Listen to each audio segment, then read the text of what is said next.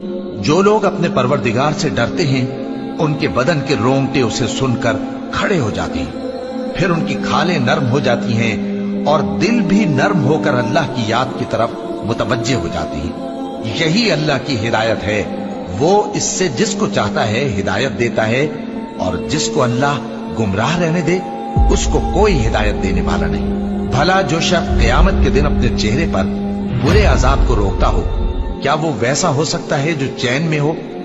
और जालिमों से कहा जाएगा कि जो कुछ तुम करते रहे थे अब उसके मजे चखो।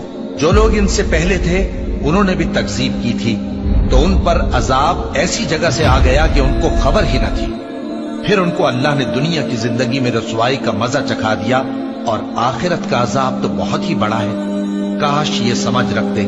और हमने लोगों के समझाने के लिए इस कुरान में हर तरह की मिसालें बयान की हैं ताकि वो नसीहत हासिल करें। ये कुरान अरबी है जिसमें कोई ऐब और इख्तिलाफ नहीं, ताकि वो डर माने। अल्लाह एक मिसाल बयान करता है कि एक शख्स है जिसमें कई आदमी शरीक हैं मुख्तलिफ मिजाज के, और एक आदमी पूरे का पूरा एक शख्स का गुलाम है। भला दोनों की हालत बराबर है?